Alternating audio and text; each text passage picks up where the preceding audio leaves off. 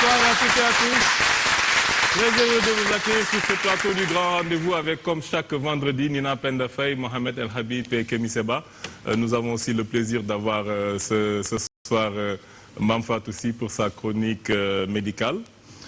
Ancien journaliste au magazine Jeune Afrique, directeur du site d'information Dakaractu et producteur audiovisuel, il vient de publier aux éditions L'Harmattan son dernier ouvrage, C'est Goulot qui étrangle le Sénégal. Nous avons le plaisir de recevoir ce soir M. Cheikh Yérim Seck.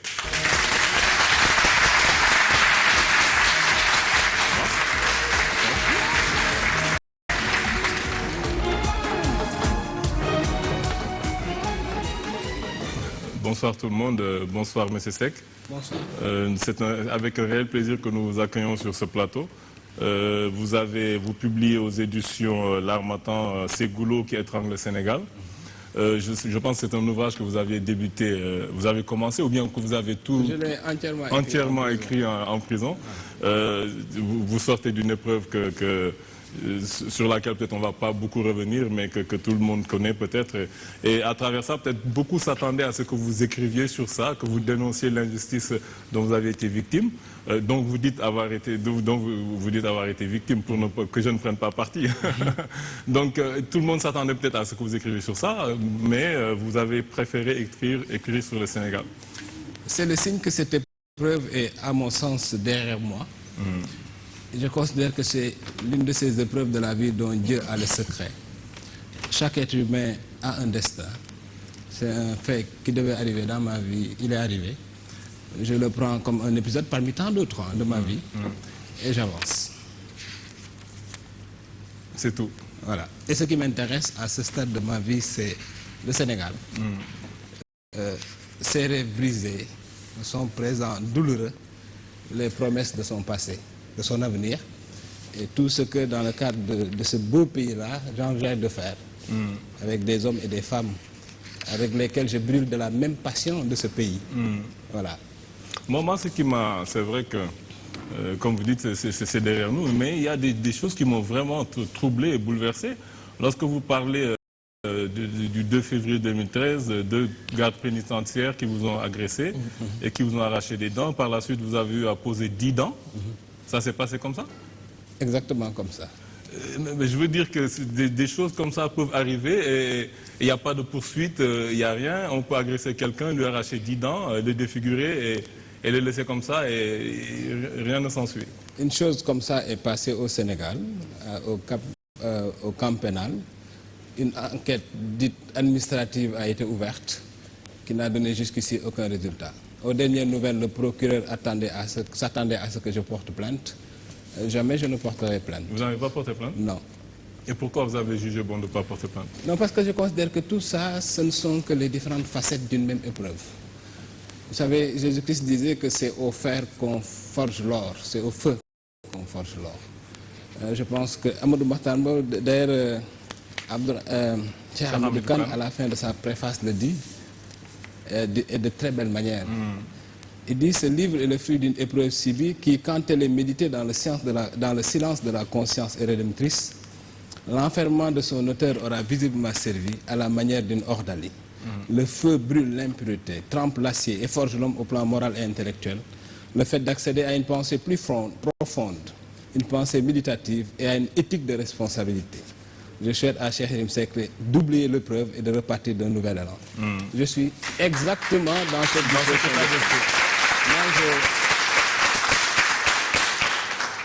Moi, je considère qu'il y a des mystères dans la vie dont seul Dieu a les clés et les codes.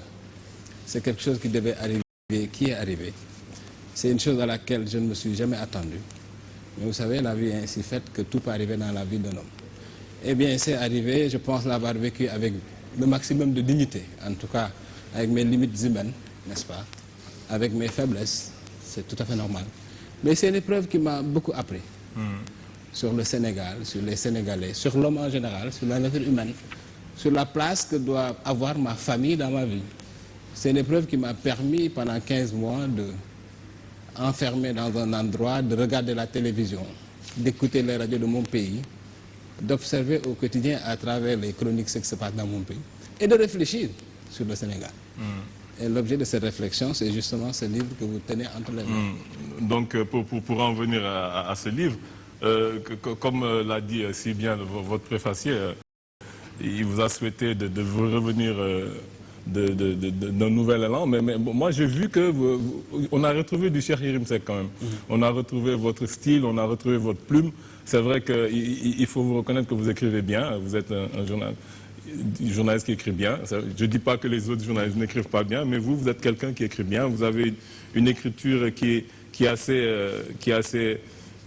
n'est pas lourde, qui est assez légère, qui est limpide et qui va vite. Donc c'est comme ça que j'ai essayé même de lire votre livre à votre rythme, c'est-à-dire tambour battant, pour retrouver un peu votre style.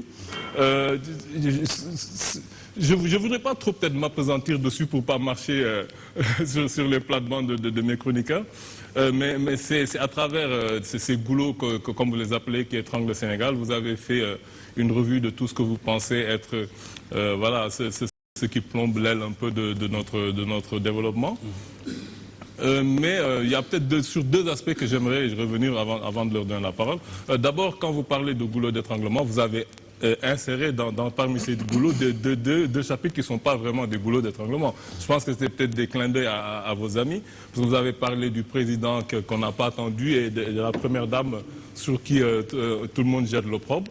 Je veux dire que c'est pas des goulots quand même qui est Non, ça c'est un peu l'instinct du journaliste politique, voilà, qui avait envie, après 15 mois d'absence, d'intervenir sur un certain nombre de débats qui avaient cours dans le pays et qui m'ont amené à parler de Macky Sall, de son ascension fulgurante, de son accès au pouvoir et de sa marche silencieuse mais sûre vers le pouvoir, et de parler aussi de Mme Faye Sall, une femme que je connais pour la pratiquer depuis plusieurs années.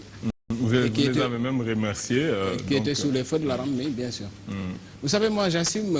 Parce que vous dites Faisal, elle dit qu'il faut l'appeler Madame Sall. Oui. Tout le monde l'appelle Madame Faisal. Elle demande toujours à ce qu'on l'appelle Madame Sall. Ah oui? Oui, elle dit qu'elle s'appelle Mariam Sall et non Mariam Faisal. Très bien.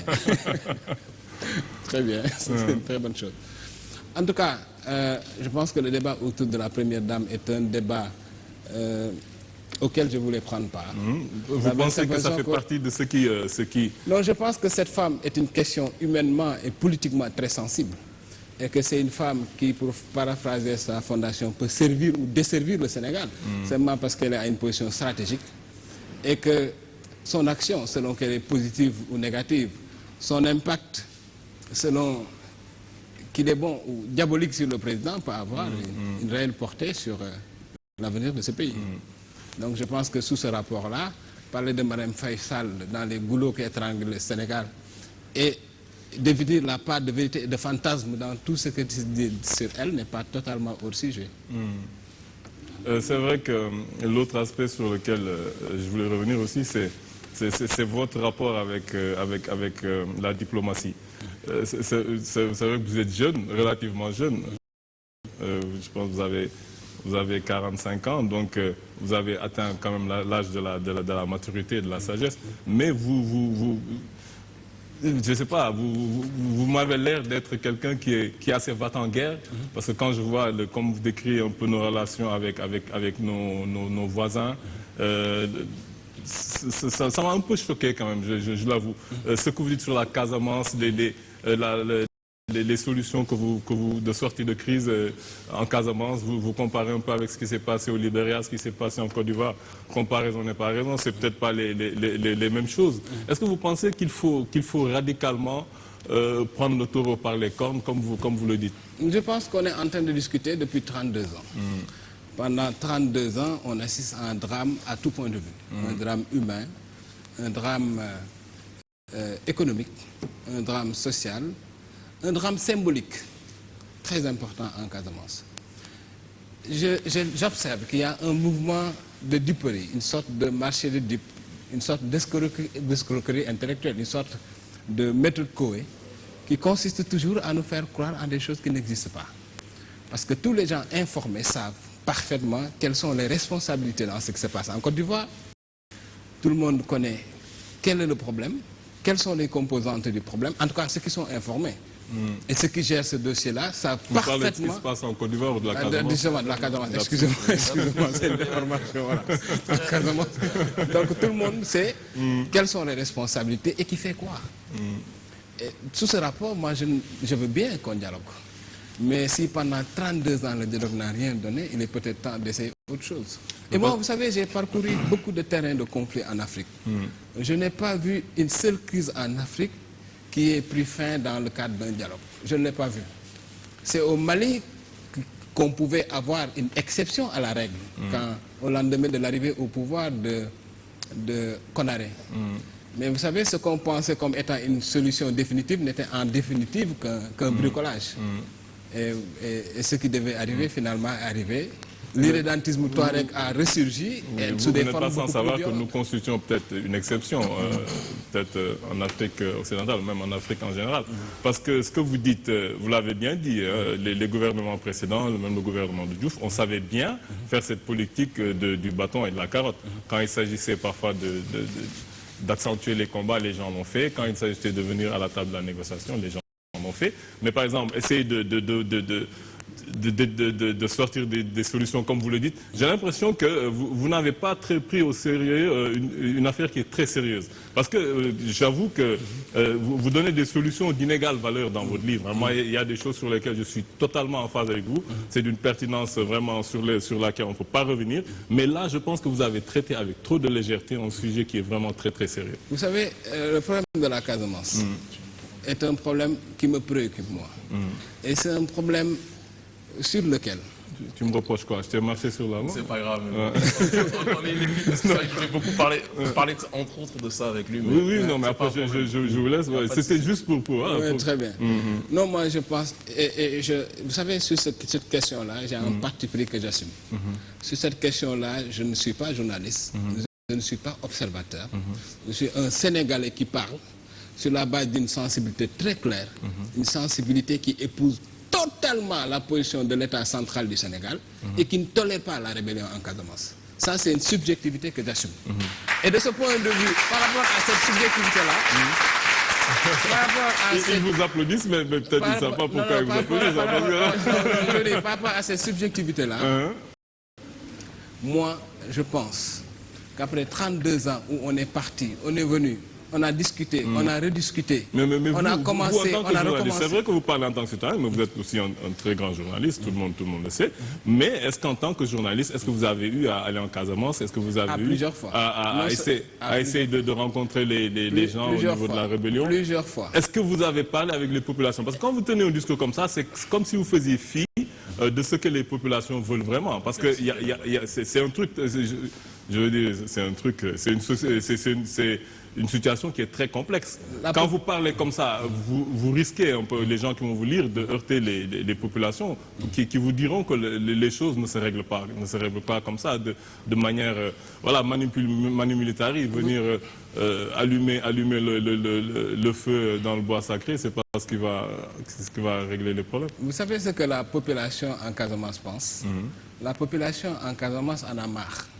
On a marre des coupeurs de route, on a marre des pilleurs de boutiques, on a marre des racketteurs La population de Casamance en a marre de cette rébellion-là qui s'est mise en une sorte d'instrument de banditisme ordinaire. C'est ça la vérité.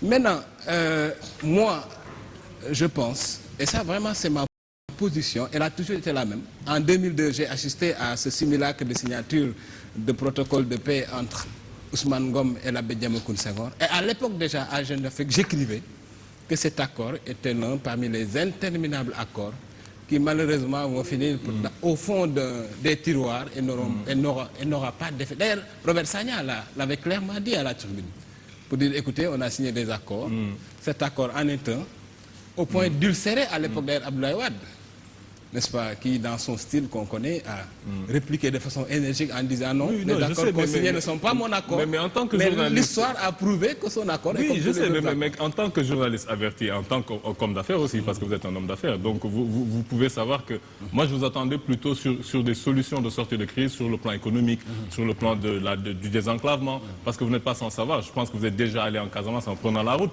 Vous voyez tout le mal qu'on se donne pour aller en Casamance. Vous avez vu la route. Quand le président il va en avion, mais peut-être qu'avant d'être président, il était passé par la route. Donc on voit ce qui se passe. On met combien de temps pour y accéder. Et comme le disait aussi votre préfacier, M. Cheikh Hamidou Kane, ce qu'il vous a un peu reproché avec un bel euphémisme, c'est dire que peut-être votre génération, vous n'êtes pas très panafricaniste.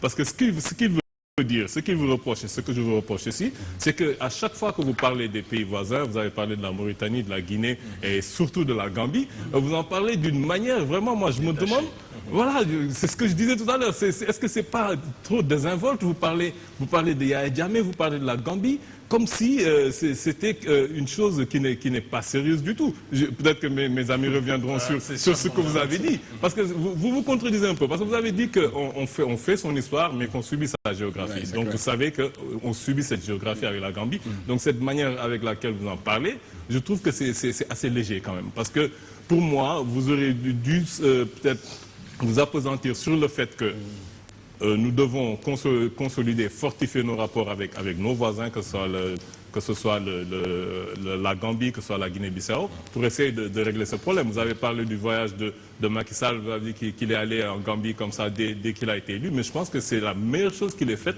c'est d'aller en Gambie dès qu'il a été élu. Pour moi, c'était quelque chose que tous les présidents ont oublié de faire avant lui, et que lui a fait, et que peut-être, je ne sais pas, ça n'a pas encore donné les résultats auxquels on s'attendait, mais pour moi, c'était une très bonne chose. Non, vous savez,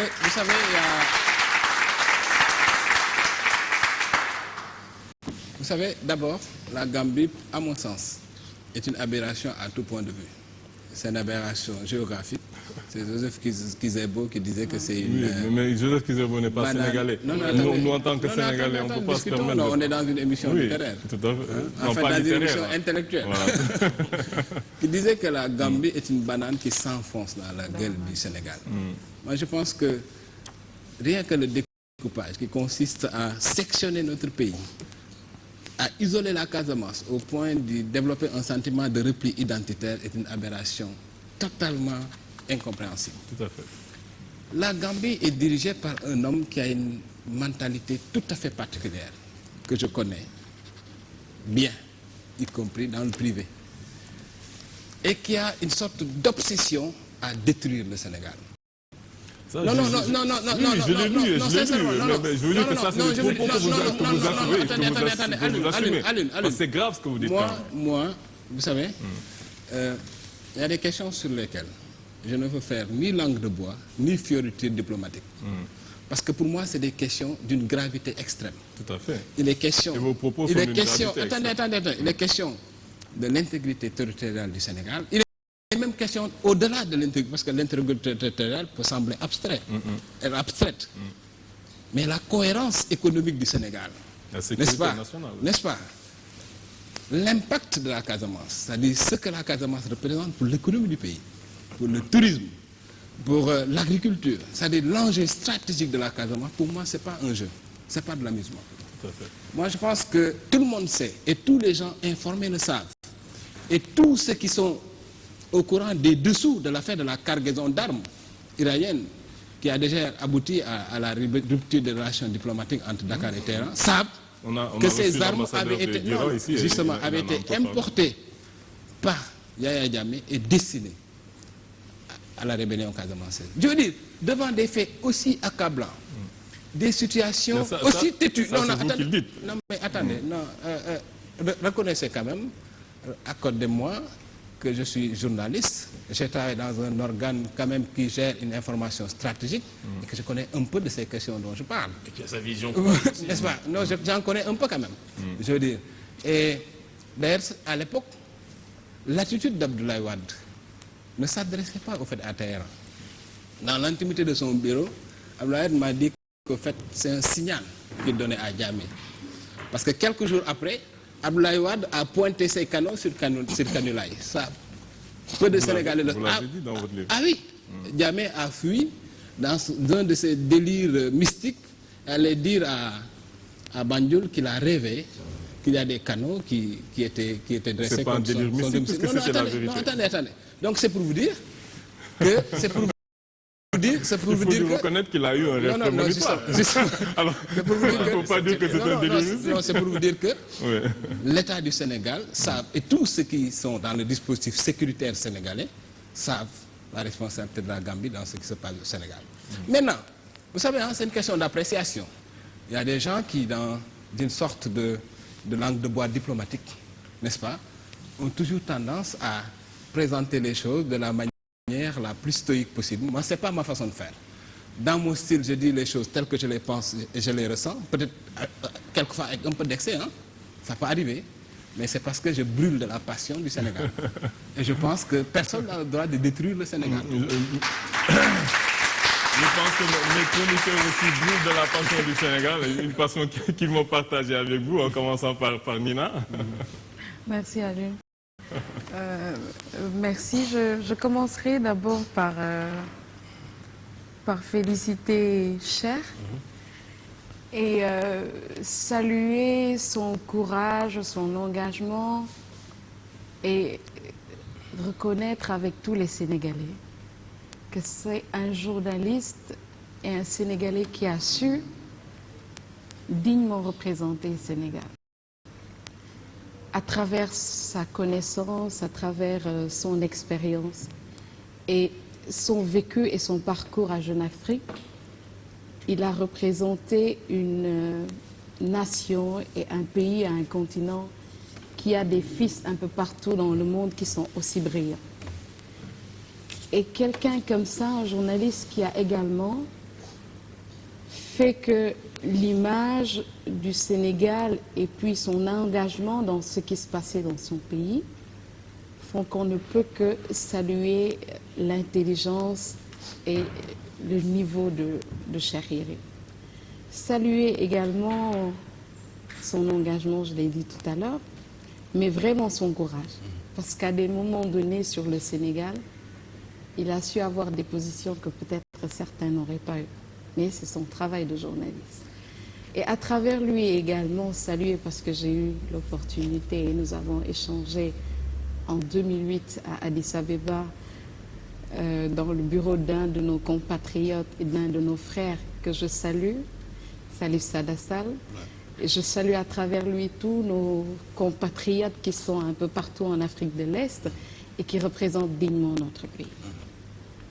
Et moi, je commencerai d'abord par, en te remerciant d'avoir parlé de ce Sénégal qui nous est tous cher. Et je crois que tous nous brûlons de cette passion de voir le Sénégal arriver à un stade où ce sera un pays sur les rails du développement. Dans un pays où ses fils et ses filles vont être dans des situations qui nous permettent de ne pas avoir le complexe devant l'autre. Je salue l'initiative d'avoir parlé de ces goulots qui étranglent le Sénégal, Cher. Mais moi, j'ai été un peu, je ne sais pas, choquée ou peut-être un peu perturbée quand, dans déjà l'avant-propos du livre, que tu nous parles de cette épreuve. Et je pense que, comme on est entre nous, il faut qu'on sache également nous dire les choses telles qu'elles sont, et sans langue de bois. Et je vais commencer par te citer parce qu'en avant-propos, tu as commencé par nous dire des choses peut-être qui n'auraient pas pu être dites, hein? Et tu me diras ce que tu en penses réellement et pourquoi tu as commencé par ça.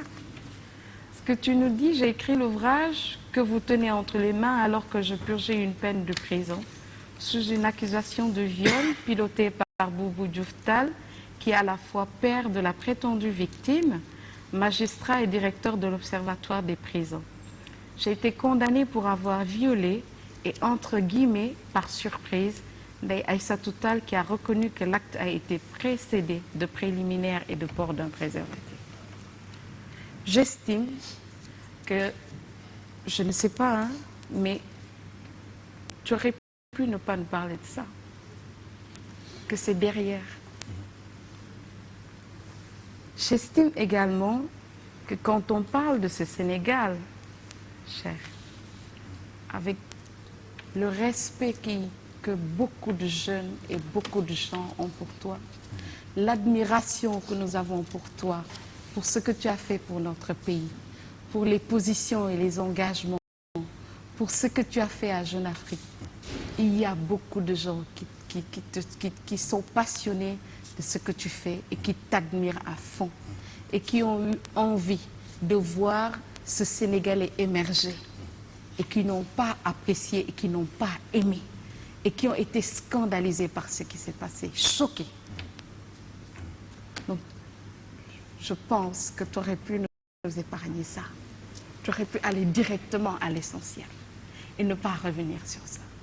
Maintenant qu'on en parle, et dans ce livre, tu as été libéré sous condition. Tu as une liberté conditionnelle. Est-ce que cette liberté conditionnelle est assortie de restrictions? D'abord, ce livre fait 222 pages. Le paragraphe que vous citez fait 1, 2, 3, 4, 7 lignes. Après ce paragraphe, parce que si vous vous arrêtez là, et à la page 13. Parce que si vous vous arrêtez là, ça donne une idée réductrice de ce que j'ai dit. Après, je poursuis. Cette décision de justice a scandalisé l'opinion sénégalaise. Ça, vous venez de le confirmer. Je l'ai pour ma part trop tôt prise pour une de ces épreuves de la vie dont Dieu a le secret, mais aussi pour une opportunité formidable de me retrouver seul et face à moi-même après plusieurs années où les défis professionnels et les contraintes de la vie sociale m'avaient totalement happé. C'est le paragraphe qui suit. Donc c'est dire que ces 7 lignes, ce n'était que pour dire le contexte dans lequel j'ai écrit ce livre. Parce que ça aurait été de la malhonnêteté intellectuelle ou une omission de mauvaise foi de ne pas dire que ce livre, je l'ai écrit en prison. Donc je l'ai dit en présentant les faits de la façon la plus neutre possible pour quelqu'un qui était à l'époque en prison et qui était sous les feux d'une détention. Donc c'était une façon, c'est en termes méthodologiques de dire que j'ai écrit ce livre en prison. J'aurais pu faire un livre sur la prison, hein, surtout que je ne l'ai pas fait. J'ai décidé d'écrire sur le Sénégal. Je pense qu'on peut me pardonner d'avoir, à des fins d'introduction, défini le contexte dans lequel j'ai écrit ce livre pour passer à l'essentiel. Et pour vous rassurer, honnêtement, cette épreuve, je dis encore une fois, je pense que ce n'est la responsabilité de personne. Sinon peut-être la mienne, n'est-ce pas? Je n'en veux à personne. Tout au contraire, n'est-ce pas? Je pense que c'est quelque chose qui devait m'arriver. Je veux être un musulman et je considère que chacun a son destin. Et d'ailleurs, cette affaire, je n'en veux à personne. Tout au contraire, je demande pardon à tout le monde. Et ce que vous avez dit est d'autant plus vrai d'ailleurs. Ça mérite des applaudissements. Ce que vous dites est d'autant plus vrai d'ailleurs que moi, il y a beaucoup de gens qui ont souffert de cette affaire, vous avez raison de le dire, et à tous ces gens-là, je demande pardon. Parce que je sais qu'ils ont souffert à cause de ce qui m'est arrivé. C'est dommage de ne pas l'avoir dit dans le livre. Voilà. Hein? Ah, ça, je l'ai dit. Effectivement. Que vous demandiez pardon? Ah, j'ai dit que je remercie tous ceux qui ont souffert pour moi, oui, n'est-ce pas? Façon... Et il est évident que quand les gens souffrent pour moi, oui, je le demande pardon. Mais disons que la manière dont vous l'exprimez... Ouais. Vas-y Nina, excuse-moi. Désolé. Disons que la manière dont vous l'exprimez là est touchante, et très différente dans le ressenti de la façon dont nous on a pu, Nina comme moi, comme la Bible, parce qu'on en parle dans la rédaction avant de vous voir. Et c'est vrai qu'on se posait cette question, on avait l'impression qu'il n'y avait peut-être pas tant d'introspection que ça en ce qui vous concernait sur cette affaire-là. On ne va pas rester incarcéré sur cette situation, mais la manière dont vous répondez là répond déjà. Je vous rassure tout de suite qu'il y a d'autant plus d'introspection que j'y ai laissé 15 mois de ma vie. J'y ai laissé quand même des plumes, parce que je suis quelqu'un qui a d'énormes responsabilités dans ce pays-là, qui a subi un dommage à la fois moral, intellectuel, économique, très profond. Donc il y a vraiment des ressentis. Et je suis d'autant plus sincère dans ce que je dis que je suis quelqu'un qui a appris en prison que les Sénégalais l'aimaient énormément. Je ne recevais pas moins de 100 visites par jour. Et selon cette cadence-là, pendant 15 mois, les Sénégalais sont venus de partout pour me rendre visite. Dans toutes les prisons où je suis allé, j'avais un jour de visite spécial. Parce qu'il était impossible de mêler mes visiteurs aux autres. C'est une façon de vous dire que je saisis à sa juste portée, n'est-ce pas, la souffrance que les Sénégalais qui même ont subi. Et encore une fois, je leur révèle mes excuses humbles et déférentes. Pardonnez-moi. Non, mais bien sûr, on continue. Comment tu me demande pardon. Il demande pardon et présente ses excuses. Dans ses excuses, est-ce que Mademoiselle Tall est incluse ou pas? Mademoiselle Tall, c'est une question qui est dépassée. Je sais que je ne pourrais pas t'empêcher de parler, parce qu'en tant que femme, ça n'a rien à voir avec le fait non, parce que je vous dis qu'on va pas refaire le procès. Non, on ne refait pas le procès. J'ai posé une question. Non, je vous réponds à cette question-là. Mademoiselle Tall, c'est une page dans le livre de ma vie qui est aujourd'hui totalement tournée. Je ne peux pas parler d'elle. Et vous ne pouvez pas présenter vos excuses. Je ne parlerai pas de Mademoiselle Tall. Est-ce que dans votre... J'ai posé une question tout à l'heure à laquelle mon frère, tu n'as pas répondu. C'est que tu es libéré sous condition. Est-ce que c'est assorti de... Mais tout le monde sait qu'une liberté conditionnelle, comme son nom l'indique, est assortie de conditions. Mais je veux dire, ça ne m'empêchera pas de vivre ma vie. Non. Je suis formaté intellectuellement, je suis muni d'un disque dur incompatible avec l'idée de ne pas dire ce que je pense. Vous voyez ce que je veux dire? C'est mon logiciel mental. C'est mon logiciel. Vous savez, quand je sortais ce livre-là, beaucoup de gens m'en ont dissuadé. Mais c'est mon logiciel mental qui fonctionne comme ça. Mais non, je suis un homme, je vis ma vie, n'est-ce pas? Je dis ce que je pense. Je fais ce que j'ai envie de faire. Le 14 avril, je lance dans ce pays un mouvement citoyen qui va prendre part concrètement au débat de ce pays et qui enregistre à ce jour 107 000 adhésions, c'est-à-dire 107 000 Sénégalais. Avant même que le mouvement soit lancé, sont répertoriés dûment dans nos fiches d'adhésion. Donc je suis quelqu'un qui continue à vivre sa vie, à prendre position dans les débats qui intéressent mon pays, continuer à investir, à créer des emplois, parce que j'ai créé une société qui s'appelle Dakar Annonce quand j'étais en prison, qui a embauché 13 Sénégalais pendant que j'étais en prison. Je vais continuer à le faire. Je vais produire d'autres émissions de télévision dans ce pays qui vont commencer à être vues à l'écran dans les mois qui viennent, parce que je suis configuré comme ça. Donc, liberté conditionnelle ou pas, je vis ma vie, je fais ce que j'ai envie de faire, je dis ce que j'ai envie de dire. Mais on est content que tu le fasses, Voilà. parce que faire le contraire nous aurait surpris, Yérim. Et je dis quelque chose qui, je pense, peut te permettre de te dire, c'est quelqu'un qui a partagé 4 heures ou 5 heures de temps avec moi, avec qui j'ai échangé, qui sait comment je réfléchis et qui sait comment je pense, quelle est mon attitude de tous les jours. Ça nous aurait surpris et ça aurait fait mal à tous ces Sénégalais et notamment à ces 107 000 citoyens qui sont membres et qui adhèrent à ce 221 qui aujourd'hui, on le souhaite, aura l'impact que toi tu veux qu'il ait et que les Sénégalais qui se sont engagés avec toi aient également des résultats dans ce projet. On te le souhaite. Et le contraire nous aurait surpris que tu ne réagisses pas comme ça. Mais parmi tous ces Sénégalais, comme je te l'ai dit tout à l'heure, c'est pas... Jésus disait, il ne faut pas que quiconque qui n'a jamais péché lui jette la première pierre. On ne te jette pas la première pierre. Parce qu'on sait que nous sommes dans un Sénégal où, quand mon frère, quand El Habib ou quand quelqu'un d'autre est dans l'épreuve, on le soutient, on l'appuie, on vient le voir, on cherche à le rencontrer pour lui montrer que nous sommes de tout cœur avec toi parce qu'on doit te soutenir. C'est notre cœur de Sénégalais. Peut-être que ça ne se passe pas ailleurs dans le monde, mais ça se passe dans notre pays. Mais ce n'est pas forcément également parce qu'on t'appuie, qu'on te soutient dans la douleur, que forcément on se dit que nous sommes d'accord avec ce qui s'est passé ou qu'il y a telle chose que nous cautionnons. Et quand je parle de cela, je vais en venir aux personnes que tu as remerciées. Premièrement, la première dame et le président de la République du Sénégal. C'est pas premièrement. Non, je dis moi. Je ne dis pas dans le livre. Moi, Nina Penda Faye, je commence par... Très bien. La première dame et le président de la République du Sénégal. Ils vous ont soutenu et vous ont appuyé au moment où vous étiez dans l'épreuve. Soutenir, c'est trop... Attendez. Je vais faire une précision. Je termine et vous précisez.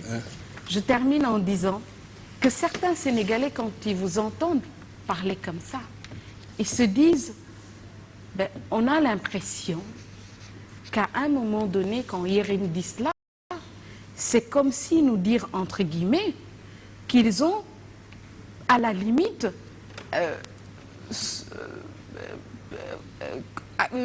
permis, ou je vais trouver le mot, qui sont peut-être sur cette histoire, qui l'ont appuyée, qui l'ont soutenue, et qu'à un moment donné, ils ont même joué de leur influence. Et pourtant, ça peut ne pas être le cas. Non, d'abord, ça n'a... Et les gens que vous citez, parmi tous ces Sénégalais qu'ils ont soutenus, on sait qu'un bon nombre de ces Sénégalais sont des Sénégalais connus de par leur influence, de par leur position, de par ce qu'ils ont fait pour le Sénégal.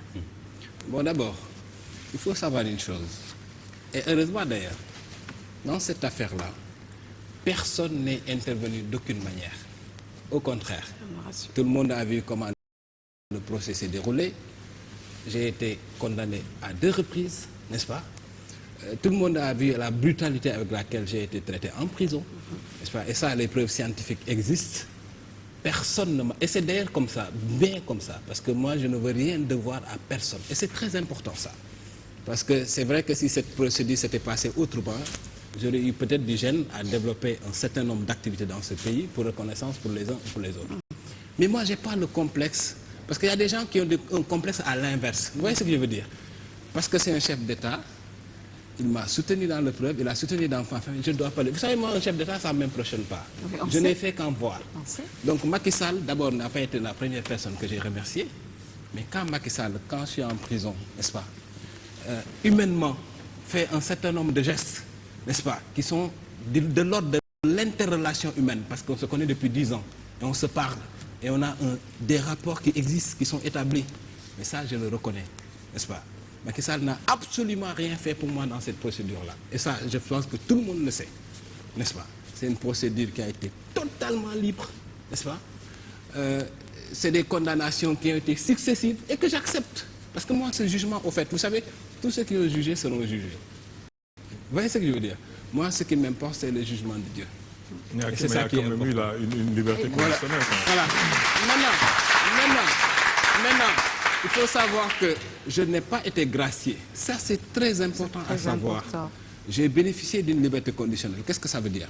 Ça veut dire que si vous faites la moitié de votre peine et que vous prouvez 2 autres choses, c'est-à-dire d'abord que vous êtes bien comporté en prison, deuxièmement, vous présentez des garanties de réinsertion dans la vie sociale, vous avez le droit à une liberté conditionnelle. Donc, sauf la liberté conditionnelle... Sauf dans certaines situations. Je ne suis pas juriste, mais la liberté conditionnelle... j'ai vu des juristes dire qu'il y a des délits pour lesquels ce n'est pas possible. Il n'y a aucun délit au Sénégal, dans l'état de la... Parce que j'ai été juriste dans une autre vie.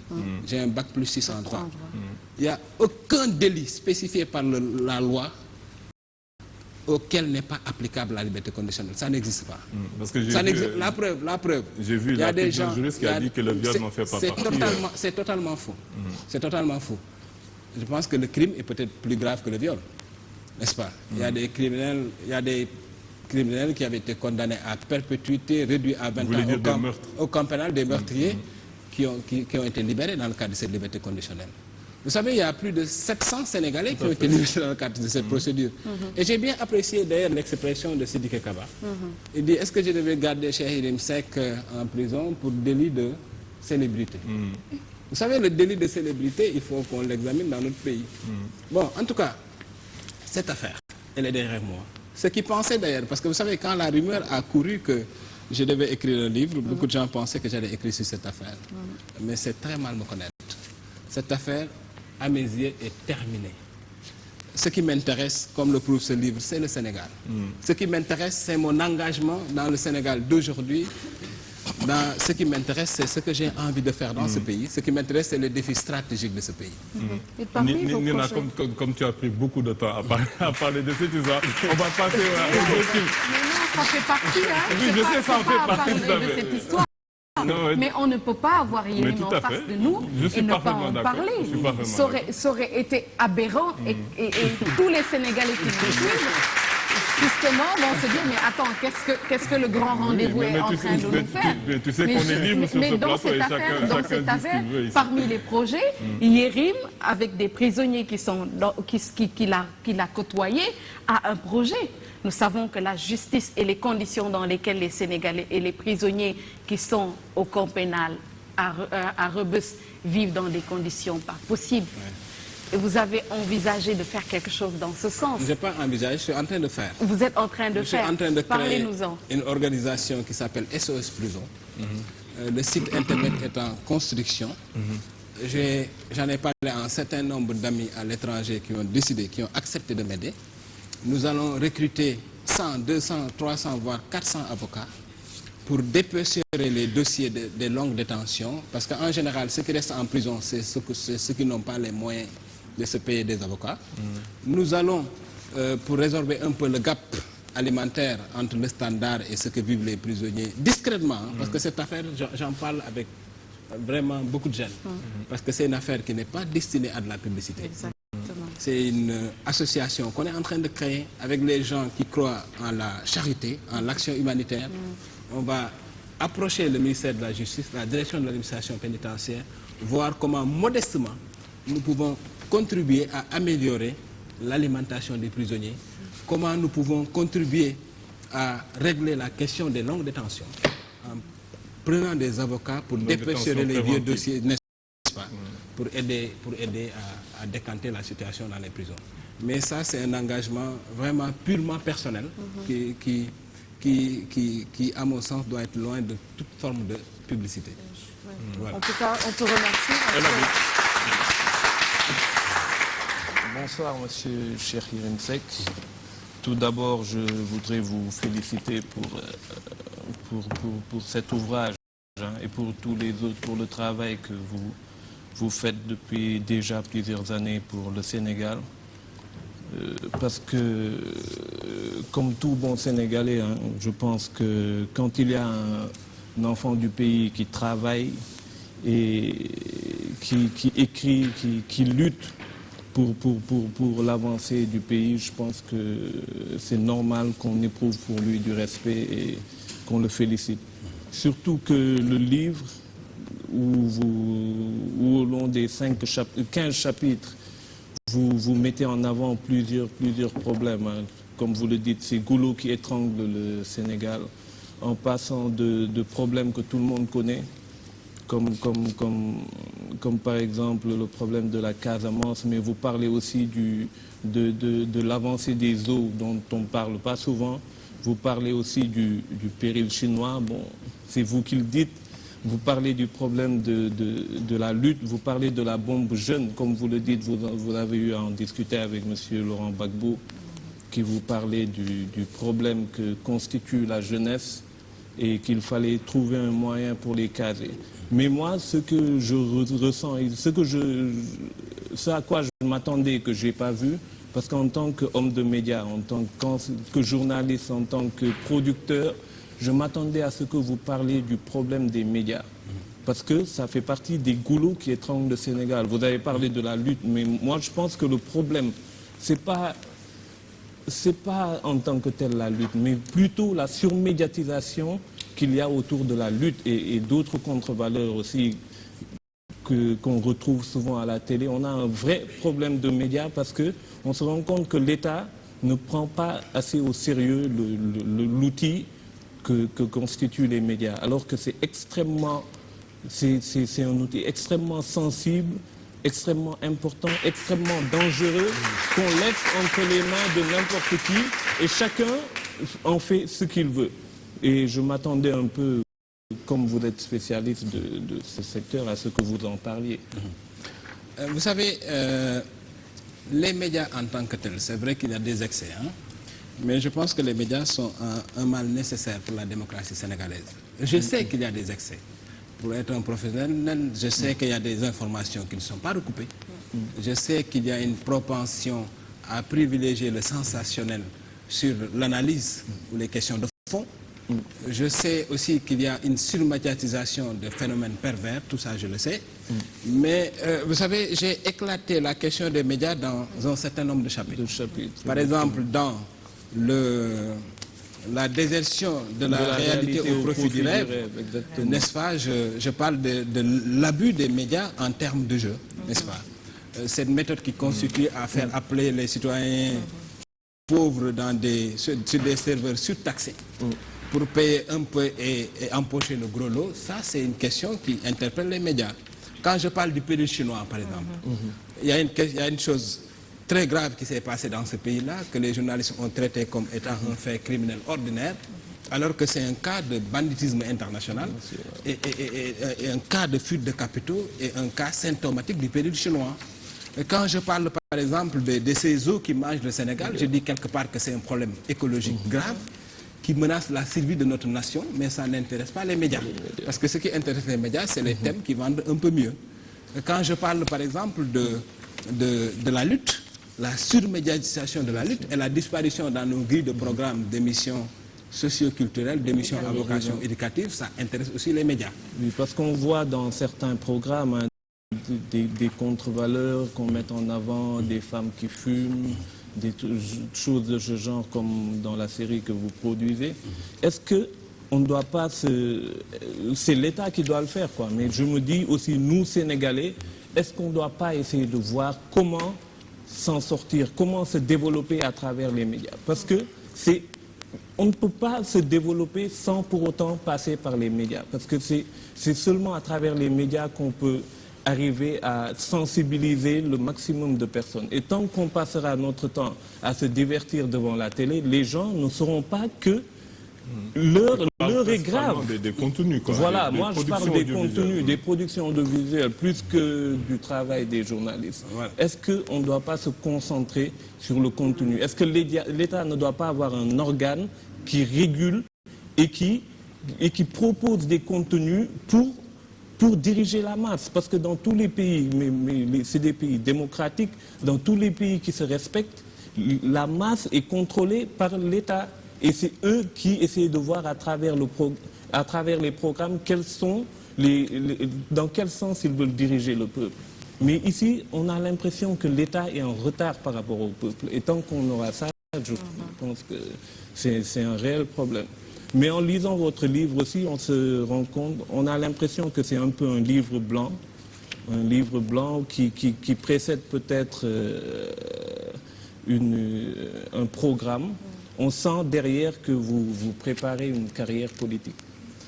Pas une carrière politique au sens politicien du terme, mais sûrement un engagement sur les questions essentielles qui concernent mon pays. Je veux dire, pour moi, non, je veux dire qu'il n'y a pas de la mauvaise politique. Moi, vous savez, je n'ai aucun complexe à... La politique, pour moi, c'est pas... Vous savez, je crois que c'est Platon qui disait que si vous ne faites pas la politique vous fait, n'est-ce pas? Et quelqu'un disait, un des sages grecs disait, si vous méprisez la politique, vous serez puni en étant gouverné par moins valeureux que vous. Vous savez, l'une des principales données du mal africain contemporain, c'est justement cette propension des gens intelligents, valeureux, efficaces, à mépriser la politique. Vous savez, partout dans nos pays, c'est les gens qui parlent plus, ce sont les affairistes, ce sont disons, les entrepreneurs politiques qui nous dirigent. Vous avez cité fort justement Idrissa Seck, je pense. Je pense que Idrissa Seck l'a dit. Il dit que, écoutez, je crois que quand il parle, lui, il faut lui donner foi parce qu'il est né, il a grandi dans la politique. Il dit malheureusement, ceux qui sont valeureux tournent le dos à la politique, il ne reste que les médiocres sur le terrain politique. Et je pense qu'il est temps que tous ceux qui peuvent apporter quelque chose dans le débat politique de notre pays s'impliquent. Parce que je crois, parce que l'idée de ce livre, c'est quoi? Voici 54 ans qu'on est indépendant. 54 ans pour moi, dans la vie d'une nation, c'est important. Vous savez, il y a 40 ans, à Dubaï, dans les Émirats Arabes Unis, il n'y avait que des pierres et des montagnes. Il y a 50 ans, il y a 60 ans, il y avait ce qu'on appelle les boat people qui quittaient les pays asiatiques pour échouer sur les côtes américaines, en lambeaux. Donc en 50 ans, vous savez, au lendemain de la Deuxième Guerre mondiale, il y a 60 ans, le Japon était totalement rasé. 54 ans, c'est énorme. C'est énorme dans la vie d'une nation. Et voilà 54 ans que nous avons, nous, quelque chose de presque exceptionnel en Afrique. La stabilité. En dehors de la nuisance de la rébellion casamançaise qui n'a jamais contrôlé un village, n'est-ce pas? On a eu 54 ans de stabilité. On a eu des institutions qui fonctionnent tant bien que mal. On a des ressources humaines exceptionnelles en Afrique. Et ça, vraiment, je pèse les mots. Parce que dans tous les domaines de compétences, il y a des Sénégalais parmi les meilleurs au monde. Je ne parle pas de l'Afrique, au monde. Et pour avoir visité tous les pays africains aussi, je sais que manuellement, nos tailleurs, nos cordonniers, nos bijoutiers sont parmi les meilleurs en Afrique. Je ne peux pas comprendre qu'avec tout ce potentiel-là, que jusqu'à présent, aujourd'hui, on soit surpassé par des pays comme le Cap-Vert. Ça, je ne le comprends pas. Je ne comprends pas qu'un pays comme le Ghana, qui a subi une succession de coups d'État, nous surpasse. Je ne comprends pas qu'un pays comme le Burkina Faso double notre taux de croissance. Ça, je ne le comprends pas. Mais est-ce qu'on n'a pas un problème notre gros problème, est-ce que ce n'est pas un problème de départ? Parce que tant qu'on prend comme point de départ l'indépendance ou la décolonisation, alors que si on veut parler franchement, la colonisation, mais c'est rien par rapport à l'histoire du Sénégal. Ça a duré quoi? Ça a duré 100 ans peut-être. Alors que on est un pays qui existe depuis plus de 1000 ans. Mais notre problème, je pense que c'est lié, on oublie notre histoire. On a l'impression que le Sénégal a été créé lors de la colonisation. Le Sénégal est toute l'Afrique. Et donc, on compte depuis les indépendances 54 ans, alors qu'on a une civilisation qui est millénaire. Est-ce qu'on n'a pas un problème d'institution, un problème de valeurs? Parce qu'il y a crise des valeurs, parce que les valeurs qu'on nous donne ne sont pas nos valeurs. Quand on parle du drapeau américain, le drapeau américain, il représente quelque chose pour l'Américain. Il représente la guerre de sécession, il représente que ce sont des pionniers qui se sont battus pour leur liberté. Le drapeau français, il représente la Révolution française. Mais nous, notre drapeau, il représente quoi? Ça nous rappelle qu'on a été colonisé. Donc, mais c'est pas ça notre histoire. Je me dis que le problème, vous le dites ici dans votre chapitre sur les paradoxes. Vous dites que l'éthique protestante et l'esprit du capitalisme, Max Weber a démontré que ce sont les idées progressistes du protestantisme, culture du travail, promotion de la valeur de l'individu, essence religieuse du progrès qui ont inspiré le capitalisme européen. Les économistes et politologues les plus qualifiés au monde sont unanimes que le Japon, la Chine et les dragons de l'Asie du Sud-Est ont tous bâti leur développement sur les fondements des enseignements de Confucius. Vous le dites qu'au Sénégal, nous avons un peuple qui croit et prie, mais qui se départit de sa foi pour mener son activité au quotidien. Et ce qui le prouve encore plus, c'est quand vous dites ici que Wade s'asseyait à même le sol pour faire allégeance à son marabout, installé sur un fauteuil douillet, l'image dévastatrice pour la suprématie et le prestige de l'État. Mais c'est une image dévastatrice pour qui? Mais ce n'est pas dévastateur pour les millions de Sénégalais, pour les millions de Mourides qui croient, qui ont une foi et qui pensent que l'État doit normalement se courber devant Dieu, devant celui qui représente la religion. Notre problème, je pense qu'on essaie de... On prend des valeurs qui ne sont pas les nôtres et on essaie d'imposer ça à notre peuple. Et tant qu'on fera ça, je pense que ça ne va jamais marcher. On a des institutions. Qui sont nos institutions? On a des croyances. Qui sont nos croyances? On doit les respecter et on doit en être fiers. On ne doit pas dire, pour plaire à qui, je ne sais pas, aux Occidentaux ou aux autres, dire non, la République ne doit pas se courber devant... Mais c'est qui dit ça? Je ne pense pas que ce sont les Sénégalais qui disent ça. D'abord, je pense qu'il y a une partie de votre analyse que je rejoins. Quand vous dites qu'on a un problème de valeur, je suis parfaitement d'accord avec vous. Ça se ressent sur notre rapport à l'argent public. Ça se ressent sur notre rapport au temps. Ça se ressent sur notre rapport à la dépense improductive. Ça se ressent sur notre rapport à la fête. Ça se ressent sur notre rapport à l'idée d'intérêt général et de bien commun. Je suis parfaitement d'accord qu'il y a un problème de valeur. Mais moi, je pense fondamentalement qu'il y a un problème de leadership. Parce que vous savez, moi, je connais un pays qui s'appelle le Ghana, où la monnaie était une monnaie de change. Et ça, il n'y a même pas 25 ans. Un jeune officier de l'armée qui s'appelle John Diorelense a pris le pouvoir. Il a imprimé un leadership fort et juste, et le pays marche aujourd'hui. On a fondamentalement au Sénégal un problème de leadership. C'est-à-dire, on n'a jamais eu la chance, depuis l'indépendance, d'avoir un leader fort, juste et éclairé. Vous savez, je pense que Abdoulaye Wade est un leader efficace, mais il n'a jamais été juste, il n'a jamais été fort. N'est-ce pas? Quand vous parlez des leaders politiques, excusez-moi, il y a une information que vous donnez ici et que moi qui me sidère, c'est vous dites chaque mois, chacun des principaux leaders de Benno Bokk Yakaar, la coalition qui a porté au pouvoir Macky Sall, reçoit 20 millions de francs CFA tirés des fonds politiques. Ça, c'est une information qui est vérifiée? Mais je n'écris pas dans mon livre une information qui n'est pas vérifiée. Évidemment, cette information entourée de la plus grande omerta, c'est normal. Parce que vous savez, ça aussi, ça fait partie des problèmes de nos valeurs. Ce qu'on appelle la logique du CEDO. Et que vous dites que même Idrissa Seck percevait ça jusqu'à ce qu'il commence à parler et qu'après ça... Évidemment, c'est la règle non écrite. Et vous savez, ça, c'est des questions sur lesquelles les hommes politiques ne parlent pas, ne veulent pas qu'on parle, n'est-ce pas? 20 millions par mois, c'est pas 2 millions. S'il y a une question sur laquelle ils ont un compromis, c'est sur ça. Personne n'en parle, il y a une sorte de gentleman agreement. Mais ce qui est évident, c'est que tant qu'on sera dans notre rapport au pouvoir, dans cette logique de cédo, de partagisme, et la logique de cédo, ce n'est pas que le partage de l'argent, c'est le partage des postes, c'est le partage des privilèges, c'est le partage des passe-droits. C'est tout ça la logique du partage. Moi, je pensais que cette logique allait être cassée avec l'arrivée de Macky Sall au pouvoir.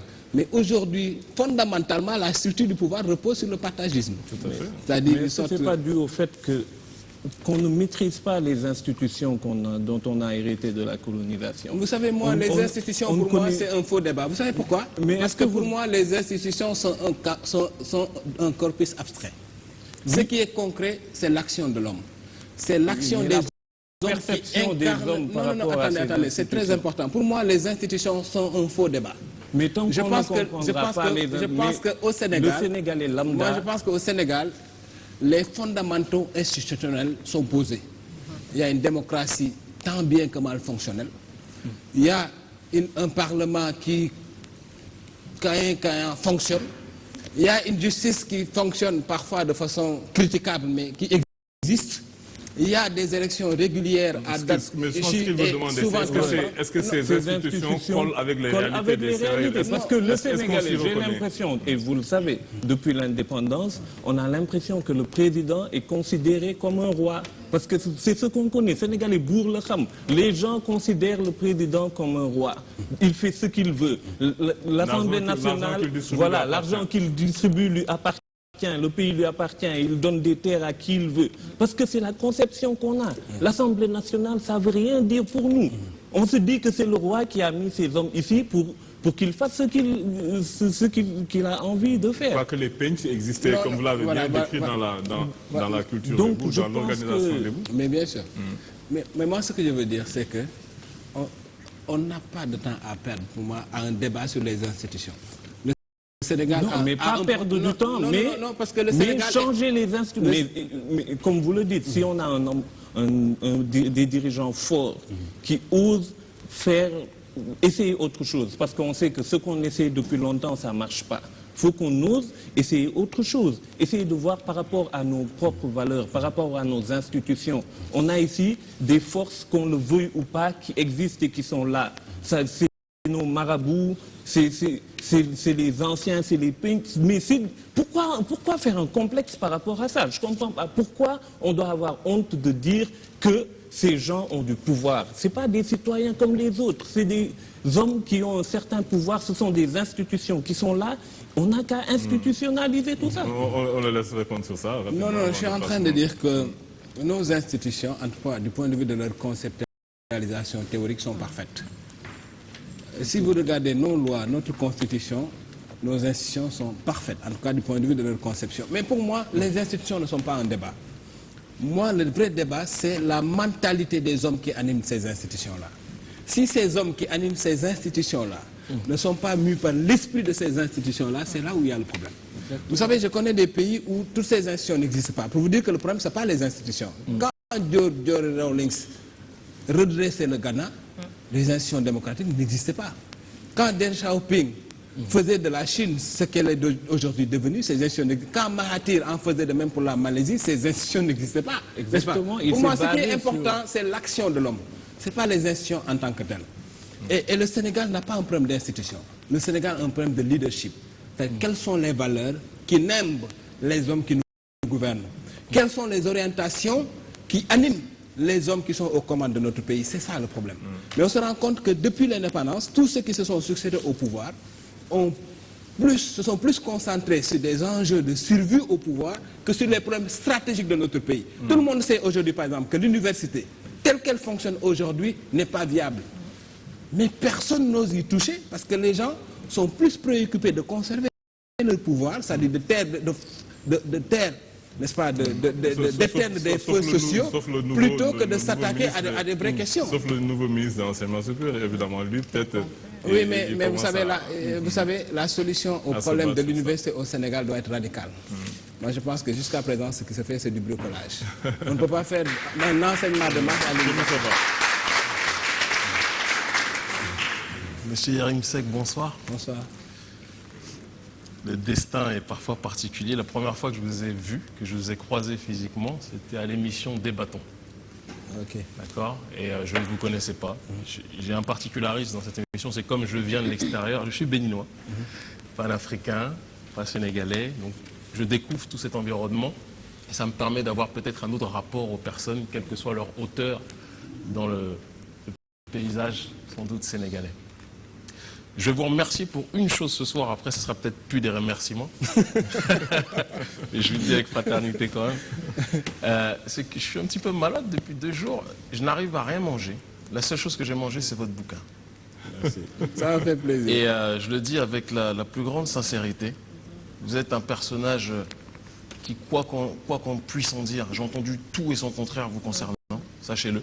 J'ai jamais entendu que une hagiographie ou que des félicitations et je n'ai pas entendu non plus que des détestations. C'est un ensemble homogène de sentiments. Certaines personnes vous aiment démesurément et d'autres vous détestent à un degré qui dépasse l'entendement aussi, ce qui est normal. Normal. Je sais sur un autre terrain ce que ça peut être. Je veux avoir une autre méthodologie que la vôtre. Je sais que vous êtes quelqu'un de sanguin, de va-t-en-guerre quand une cause vous tient à cœur. Et il y a énormément de choses sur lesquelles je ne me retrouve pas en vous. Mais je ne vais pas me permettre d'être bat-en-guerre avec vous. Parce que je pense que la faiblesse, non pas simplement du Sénégal, mais de nos réalités africaines, c'est cette capacité qu'on a à se rentrer les uns dans les autres dès que désaccord il y a, dès que incompréhension il y a. Et malheureusement, on ne pourra pas s'en sortir. C'est mon point de vue. Je ne prétends pas avoir l'absolue vérité dessus. Vous êtes mon aîné, donc je vous appellerai d'ailleurs grand frère dans cet entretien si vous le permettez.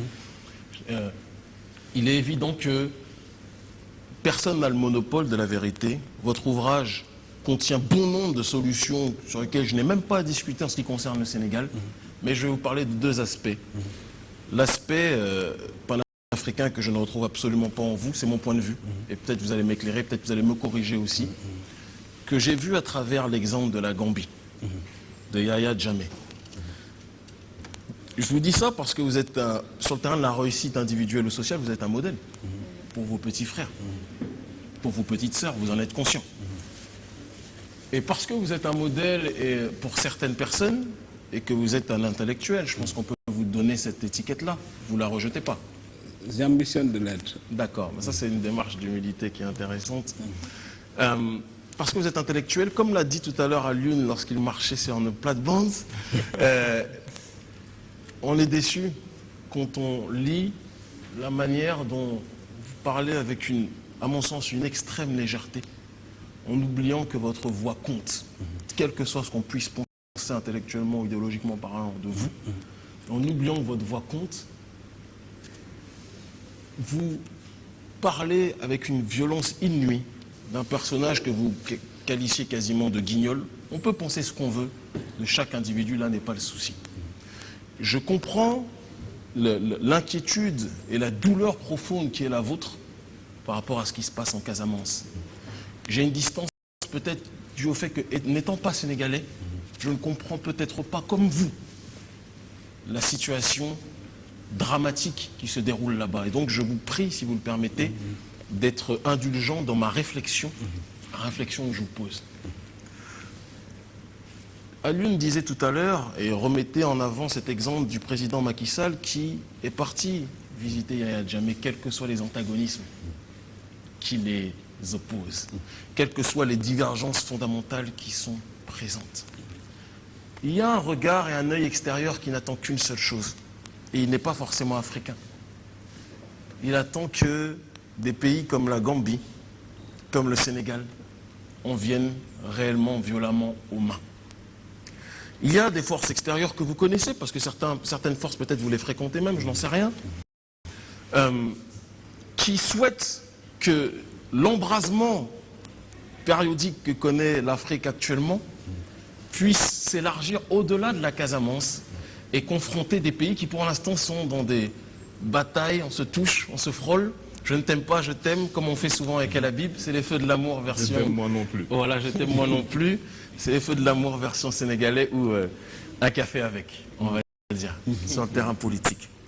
Ne pensez-vous pas, malgré toute l'aversion que vous pouvez avoir pour Yahya Jammeh, qu'il existe d'autres solutions? Je connais votre réponse, mais pourquoi je vous parle de cette façon? Pour vous faire comprendre que votre petit frère vous pose des questions sincères pour avoir la réponse non pas d'un va-t-en-guerre, mais d'un grand frère. C'est clair. D'accord? C'est clair. Il existe d'autres solutions pour traiter avec ce président qui peut être bizarre, qui peut être dans un délire mystique, comme vous le dites, c'est vos mots, mais qui n'en demeure pas moins un chef d'État. Vous lui reprochez une chose de toucher à l'intégrité territoriale du Sénégal. Et celui qui contredit cette démarche-là pourrait être remis en question aussi. Mais vous-même, lorsque vous dites qu'il faut frapper fort sur ce dernier, vous appliquez la même méthodologie qui est la sienne quelque part. Ce n'est pas de notre responsabilité d'être dans une démarche d'attaquer quelqu'un comme Yahya Jammeh. Vous me dites si je me trompe. Voilà. Et après, on reviendra sur la démarche citoyenne qui est la vôtre, sur laquelle j'ai beaucoup de choses à vous dire. C'est ça. D'abord... Merci de m'avoir écouté. Mais je suis très content. Je suis d'autant plus ravi que je suis un citoyen de l'Afrique. Je connais votre pays, le Bénin, où je compte beaucoup d'amis. Beaucoup d'amis. Qui est un pays séduisant, avec une culture large et diversifiée, une nature... pas de séduction avec moi. Non, c'est pas de la séduction. C'est sincère. Je vous taquine. Bon, donc, mais vous savez, dans un pays, chacun est dans son rôle. Macky Sall est dans son rôle. Il fait de la diplomatie. C'est ça la diplomatie. La diplomatie, quelqu'un disait, c'est l'art de sauver les apparences. C'est l'art de dire des choses auxquelles on ne croit pas. C'est pas pour rien d'ailleurs qu'on parle de langue de bois diplomatique. Moi, je ne fais pas de la diplomatie. Je suis dans un autre rôle. Moi, je suis farouchement analyste. Je suis immanquablement journaliste. Et je ne suis pas que journaliste, je veux un journaliste engagé. Et vous savez, sur les questions du Sénégal, non, honnêtement, sur les questions qui touchent le Sénégal, je dois avouer que j'y vais avec très peu de maîtrise. N'est-ce pas? Surtout si je vois qu'il y a un jeu de dupes tendant à tromper mon pays, à tromper les autorités de mon pays. Est-ce que vous savez que j'ai des preuves? Ce que je dis là, je le dis parce que c'est sur la base de témoignages recoupés que Yahya Jammeh a créé une rencontre entre Laurent Gbagbo et Salif Sadio. On va y venir justement. Dans le but, dit-il, de venger, n'est-ce pas, la démarche de Wade qui consisterait à accueillir à bras ouverts Guillaume Soro à Dakar. Je trouve que c'est une entreprise diabolique de destruction du Sénégal. C'est mon point de vue, n'est-ce pas? Moi, je pense que c'est bien de discuter. Mais les États-Unis ne discutent. Pourtant, ça, personne ne le dit. Vous savez, quand il s'agit... C'est comme si nous, en Afrique, on ne doit pas gérer... Non, c'est important. Non, je donne un exemple. Je veux dire, vous savez, en Afrique, c'est là où je suis d'accord avec vous. On nous donne souvent des leçons. Nous, en Afrique. Si on faisait ça, les gens diraient, voilà les Africains. Mais pourquoi les Américains vont aller bombarder l'Irak sous prétexte que Saddam Hussein représente une menace vitale pour les États-Unis? Non, mais attends. Mais pourquoi nous, on le fait? Et nous, quand on le fait... on n'a pas à le faire, mais le problème à l'une, c'est que nous, quand on le fait, on dit, écoute, c'est des africaneries, c'est des négreries. Pourtant, au nom de leur intérêt stratégique, pourquoi les Américains et les Français allaient détruire la Libye? Ne reprenons pas les déviances. Non, c'est important. Non, c'est très important. Parce que vous êtes au-dessus de ça. Non, je vais vous dire une chose. Parce que moi, je pense, vous savez ce que je pense? Je pense qu'on a le droit de gérer les questions qui touchent notre sécurité nationale. On a le droit de gérer nos enjeux stratégiques avec fermeté. Avec fermeté, mais de manière humaine, voilà, avec intelligence. Voilà. Je vais vous dire une chose. Ouais, vous venez de le reconnaître vous-même. Quand vous dites que vous êtes un analyste, mais lorsqu'il s'agit de questions ayant trait à la Casamance, vous n'êtes plus simplement un analyste, vous êtes quelqu'un d'engagé. Engagé et analyste, ce sont deux mots qui sont quelque part souvent antagonistes. Parce que votre engagement est orienté vers votre idéologie. C'est pas mon Ou par votre vision, votre point de vue. Voilà. C'est ma sensibilité. Je l'entends. Le problème, grand frère, c'est que, et les exemples que vous prenez ne sont pas au hasard. Vous prenez l'exemple des États-Unis, qui objectivement est l'exemple opposé, mais strictement au paradigme qui est le nôtre en tant qu'Africain. Il n'y a pas pire hégémonie dans l'histoire peut-être de l'humanité ces siècles derniers, ces temps derniers. Peut-être que vous n'êtes pas d'accord, peut-être que vous adorez les États-Unis. Non, je ne pas. On peut se poser des questions, mais c'est à la limite pas de supputation ce qui me concerne sur ce sujet. Quand vous prenez l'exemple du règlement du conflit entre Laurent Gbagbo et Alassane Dramane Ouattara comme un exemple dont on devrait s'inspirer par rapport à ce qui se passe en Gambie, je me dis, quand je lis ça, le grand frère brillant que j'ai et auquel je peux être attaché sur certains points, je l'ai perdu. Non, ce que je veux dire, et j'ai l'impression qu'il s'est noyé sous un océan, j'ai envie de dire, d'émotions. Et le pire ennemi de celui qui veut participer à la vie de la cité, politéa, politique, situation dans laquelle vous vous retrouvez, on va en parler par rapport à votre mouvement citoyen, c'est l'excès d'émotion. Parce que l'émotion ne doit pas dépasser la raison. Je ne me permettrai jamais de dire que celui dont vous parlez comme le responsable de la crise en Casamance, vous êtes journaliste vous avez, de haut niveau, vous avez peut-être des informations qu'on n'a pas. Et donc, je me permets d'avoir cette humilité de dire, peut-être que mon grand frère a des informations dessus. Mais l'émotion et la légèreté avec laquelle vous en parlez, les exemples que vous prenez quand vous parlez de l'UNITA, la manière dont le conflit s'est réglé en Angola, ce n'est pas parce que ces conflits ont été terminés, selon vous, ce qui se passe en Côte d'Ivoire pour voyager dans bon nombre d'endroits africains, dans le cadre de mes activités panafricaines, je peux vous dire, grand frère, que ce que vous pensez être une fin ou un règlement, une résolution de crise, mais résolution de crise que dans la tête de ceux qui sont les vainqueurs actuels. Et bien souvent, les impérialistes. Ce n'était pas l'armée de Vous avez parlé du fait que Laurent Gbagbo a été renversé par les forces républicaines de Côte d'Ivoire. Non, c'était les hélicoptères français. Est-ce que j'ai pas... Pardon, je termine juste cette phrase, après je te promets que je te laisse terminer. Ne m'en veux pas. Hein. Je sens qu'il est... je ne veux pas faire l'objet de ton courroux. Mais je terminerai juste en disant que quand vous parlez des forces républicaines de Côte d'Ivoire, en prenant cet exemple par rapport au règlement du conflit avec la Gambie, ce ne sont pas les forces républicaines de Côte d'Ivoire qui ont renversé Gbagbo, je ne vous l'apprends pas. Elles étaient grandement aidées. Et c'est ça qui m'inquiète avec vous, c'est que malgré votre côté extrêmement brillant, on sent toujours dans l'environnement de votre réflexion des forces qui ne sont pas systématiquement, c'est mon point de vue, peut-être que je me trompe encore une fois, qui ne sont pas systématiquement africaines. Et c'est mon inquiétude. Bon, d'abord, moi je suis pragmatique, je suis factuel. Je pense que la politique, ce n'est pas de la morale. Vous savez, ce que vous dites est vrai dans un monde idéal. Nous ne sommes pas dans un monde idéal. Au contraire. Et toutes les hégémonies au monde ont fonctionné comme fonctionnent les États-Unis. La Chine a dominé le monde pendant des siècles, a fait la même chose. Donc le projet, c'est que le Sénégal soit hégémonique. Toutes les hégémonies. Dans le cas de la Chine, historiquement, attendez, toutes les hégémonies ont fonctionné comme ça. Et puis, deuxièmement, moi, j'observe ce qui se passe en Afrique. Je constate simplement qu'en Angola, au Libéria, en Sierra Leone, en Côte d'Ivoire, partout où il y a eu une rébellion, avec l'aide de la CPI, au Mali, partout où il y a une rébellion, les choses ne se sont jamais terminées dans le dialogue. Ça, c'est un constat, c'est un fait. Nous, ça fait 32 ans qu'on dialogue. Ça fait 32 ans qu'on dialogue. Qu'elles sont terminées. Elles sont pas terminées. Non, attendez, ça fait 32 ans qu'on dialogue. Attends, moi j'ai dit, ce que je veux dire, c'est que pour dialoguer d'ailleurs, il faut dialoguer, c'est bien.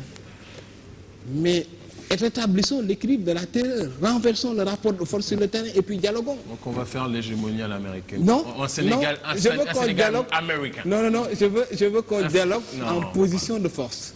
C'est aussi simple que ça. Je pense que... Ce que je peux dire peut vous paraître brutal, hein, mais c'est ma conviction. Brutal, et je pense... Vous parlez d'un pragmatisme, je vous trouve, contrairement à toutes vos autres réflexions politiques dans l'ouvrage, je vous trouve dangereusement peu pragmatique, justement, sur cette question.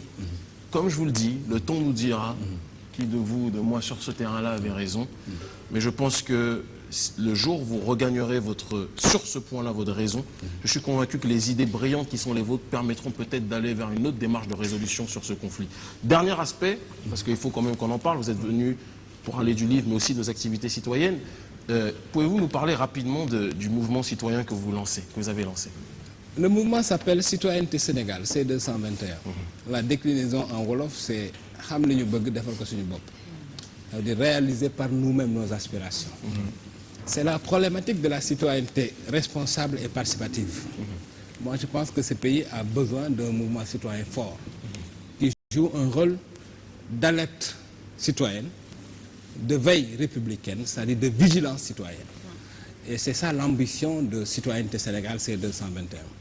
C'est un mouvement qui se veut une sorte de sentinelle de la République. Un mouvement qui sera intransigeant sur l'intérêt général. Un mouvement qui n'attendra pas tout de l'État. Parce qu'il faut dire que la responsabilité de l'échec actuel de nos politiques est partagée. Autant il y a la responsabilité de nos leaders, autant il y a la responsabilité des citoyens sénégalais. Parce que c'est nous quand même qui déversons des ordures partout. C'est nous qui laissons les passerelles pour traverser l'autoroute à pied. C'est nous qui démontons les cercles en fer qui débouchent d'assainissement pour aller les vendre. C'est nous qui justement. Je pense que votre meilleur chapitre dans ce livre, c'est vraiment une culture régressive. Voilà. Là, je pense que vous aurez pu même en faire un livre. Voilà. C'est des choses sur lesquelles tout le monde est dans une interview dans votre journal, je crois que c'était la première après votre sortie de détention, si je ne m'abuse, vous parliez justement dans ce cadre des activités citoyennes de l'exemple de ce qui se passe en Ukraine. Est-ce que vous vous reconnaissez un petit peu dans les mouvements citoyens qu'on peut observer à l'heure actuelle dans cette région du monde et qui, selon vous, poussent à un changement politique réel là-bas? Est-ce que vous vous reconnaissez dedans? Est-ce que vous pensez que tôt ou tard, vous pourrez peut-être vous en inspirer? Et après ça, une dernière question. Dans le fond et pas dans la forme. Dans le fond, si. Dans la forme, non. Parce que je suis contre toute forme de manifestation violente. N'est-ce pas? Ça dépend. Sauf si c'est Yaya Jammeh. Non, dans le fond, si. Parce que je pense aussi que il est temps que les citoyens de tous les pays se dressent. Il est temps que tous les... Parce que vous savez ce qui fait un peu la différence entre nos pays et les pays dits développés. C'est un peu parce qu'il existe dans ces pays-là ce qu'on appelle l'opinion publique, et qui est une sentinelle redoutable, qui est un instrument de dissuasion des hommes politiques. Il faut qu'on arrive à créer cette dynamique dans ce pays. Pourquoi je pense qu'on a besoin d'un mouvement citoyen vigilant, d'une citoyenneté responsable, participative et vigilante. Alors, mon grand frère Aliou me permettra juste de conclure. Le problème de tous ces mouvements citoyens, vous avez mis le doigt sur la problématique centrale peut-être de ce début du XXIe siècle en termes de géostratégie. C'est que toutes les nations aujourd'hui sont animées ou sont habitées en leur sein de mouvements citoyens qui ont fait en sorte de bouger le centre de gravité de l'activité politique qui était auparavant dans le cadre politico-politicien électoral pour le mettre dans la rue. Le printemps arabe, entre guillemets, soi-disant, l'Ukraine qu'on voit aujourd'hui, soi-disant. Mais il y a quelque chose que vous ne dites pas, et moi mon inquiétude est là en ce qui vous concerne. On sait que les mouvements en Ukraine sont pilotés. Vous savez que on est dans une guerre aujourd'hui, c'est pas du complotisme que de dire ça. Mais pourquoi vous avez dit non, je vous dis. Une idéologie du soupçon qui est extraordinaire. Mais si c'était du soupçon, je ne les donnerais pas en direct. Et ça ne serait pas gage de sincérité vis-à-vis de mon frère. Parce que j'aurais pu soupçonner de rien dire. Je remarque que le fil conducteur de votre raisonnement depuis le début, c'est qu'il y a des forces obscures, des sortes de forces occultes. On peut caricaturer ça qui sont derrière. Si vous voulez. Non, mais ça, c'est mon ressenti. Je souhaite d'ailleurs me tromper. Mais je ressens dans votre structuration, dans la structuration de votre pensée, une sorte de conspirationnisme éternel. C'est le discours systématique des gens du système, dont je pense que vous faites partie sur bon nombre de points. Je le respecte.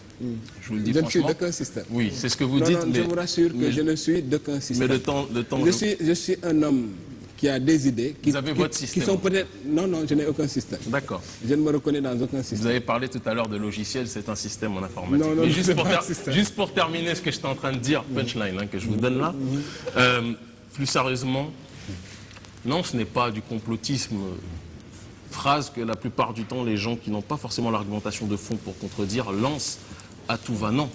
C'est une connaissance sur la géostratégie réelle. En Ukraine, on le sait, que les forces occidentales, qui savent que cette région est un enjeu extrêmement important, ont financé bon nombre de structures via les ONG. Tout comme la Russie, Exactement, non, a financé Yanukovych. Mais on est d'accord. Voilà. De la même façon qu'au Venezuela, les forces occidentales et américaines qui veulent renverser ce régime ont fait la même chose en payant des ONG. Et de l'autre côté, d'autres ONG. Donc c'est une guerre d'enjeux. Ça, c'est pas du complotisme, c'est de la raison politique que je suis en train de vous exposer. Et mon inquiétude, pour revenir à vous, c'est une inquiétude. Si c'était le complot, le soupçon psychiatrique de Kémy Séba, je ne vous l'énoncerai pas. J'ai bien peur que, compte tenu justement de votre vision politique sur bon nombre de points, et de votre côté parfois va-t-en-guerre, et de votre idéal, qui sur certains points peut être partagé par bon nombre de gens, comme je vous l'ai dit au départ, certaines personnes, certains groupes puissent voir d'un très bon œil. Mais on ne va pas faire de la présomption avant que le mouvement soit lancé. Donc ce sont des inquiétudes sincères que je vous adresse et je vous demande juste une réponse dessus. Voyant à travers votre mouvement civique, votre mouvement citoyen, un autre élément qui pourra influer sur la politique du Sénégal avec des valeurs importées. Certains, lorsqu'ils me parlaient de vous, me parlaient d'antivaleurs. Moi, je ne vous connais pas, donc je ne peux même pas me permettre de parler d'antivaleurs en tant que telles. Par rapport à vos séries, comme disait Yalabi tout à l'heure, les femmes qui fumaient. Je viens d'Occident, donc je ne vais pas jouer sur le terrain de la morale. J'ai vu ça malheureusement. Ça existe à bon nombre d'égards. Mais vous vous retrouvez sur bon nombre de points avec l'Occident, psychologiquement. Je vous pose cette question. Bon, d'abord, ma série, pour moi, est l'une des séries les plus éducatives de ce pays. L'épisode dont on parle où une femme a fumé et bu, on faisait de la pédagogie par l'exemple. Aussi simple que ça. Vous savez que ça n'a pas été compris comme ça ce qu'on ne dit pas, c'est qu'après cette séquence-là, il y a eu une très longue scène d'au moins 6 minutes d'éducation, par l'exemple. C'est ça. Vous faites bien de le préciser alors, parce que je n'étais pas au courant. Et donc, si un café avec véhicule des contre-valeurs, si le contre-valeur veut dire éduquer par l'exemple, je crois en tout cas, prôner la violence cas, vis-à-vis de ses frères, c'est une contre-valeur. Non, l'Occident est une partie de mon histoire personnelle. Est une partie de mon itinéraire personnel. Il y a des valeurs occidentales que j'admire profondément, n'est-ce pas? Comme lesquelles? Comme la rigueur, n'est-ce pas? Comme... Est-ce que c'est occidental? Non, je réponds aux questions, telles que je les ressens, n'est-ce pas? Charles Bamba était très rigoureux, mais il n'était pas de Paris. Est-ce que je peux parler? Ou de Lille. Je ne suis pas en train de dire que ce sont des valeurs qui sont exclusivement occidentales. Je ne peux pas me permettre de le dire. Je suis en train de dire qu'il y a des aspects de la culture occidentale, comme le pragmatisme, comme la rigueur, comme le respect du temps, comme le sens de l'entreprise, le sens du temps que j'admire profondément, n'est-ce pas? Mais l'Occident n'est pas une référence pour moi. Moi, je me veux musulman, je suis d'une culture mixte, je me veux africain et musulman. Mais africain et musulman plongés dans une géopolitique mondiale où le monde se rétrécit, où les valeurs s'entrechoquent, où tout le monde devient, comme disait Lukács, un village plat de terre. Donc moi, je suis un citoyen du monde. Et je le dis sans aucun complexe. Sans aucun complexe. Je pense qu'on n'aura pas le temps de faire le tour de toute la question, parce qu'il y a beaucoup de points sur lesquels on aurait pu revenir, beaucoup de points intéressants. Vous avez parlé du secteur des mines, vous avez donné beaucoup de détails par rapport à Teranga Gold, vous avez parlé de l'affaire Dangote. Il y a beaucoup de choses sur lesquelles on aurait pu revenir, mais bon... Comme on dit, on fait juste que lancer le livre. Je pense que les Sénégalais qui l'achèteront, voilà, ils pourront voir tout ce qu'il contient d'intéressant et aussi ceux qui voudront débattre avec vous pourront peut-être ultérieurement débattre. Juste un dernier mot. C'est ça. Vous me permettrez de remercier toutes les belles dames et les hommes. Les beaux gosses. Il n'a pas dit les beaux hommes. Je le dis pour lui, comme ça tu seras content. Parce qu'à l'une, quand vous m'avez invité, j'ai accepté avec d'autant plus de plaisir que le grand rendez-vous est une tribune que je respecte. Je l'ai beaucoup regardé pendant mes mois de détention. Et je suis très content de rencontrer tous ces hommes et ces femmes que j'ai regardés, n'est-ce pas, discuter. Et ce pays a besoin de ça. Et mon frère africain, je suis très content de vous rencontrer. Ma sœur, non, franchement, je pense que ce pays a besoin de discussion. J'ai apprécié cette discussion. Je reviendrai chaque fois que vous le souhaiterez. Et félicitations encore une fois. Non, sincèrement, je le dis avec beaucoup de... Ça nous fait d'autant plus plaisir que ça vient d'un professionnel. Ça nous fait d'autant plus, vous êtes un professionnel, non seulement journaliste, mais vous êtes un producteur émérite. Nous avons aussi été très heureux de vous avoir. Je pense que les téléspectateurs ont apprécié les échanges. On vous demandera juste de terminer cette première partie avec nous, avec notre doctoresse en herbe qui va nous parler aujourd'hui de la tuberculose pulmonaire. Je pense que c'était le 24 mars dernier, la journée mondiale de la tuberculose. Donc, comment tu peux nous en parler sans nous faire trop peur? Bonsoir tout le monde.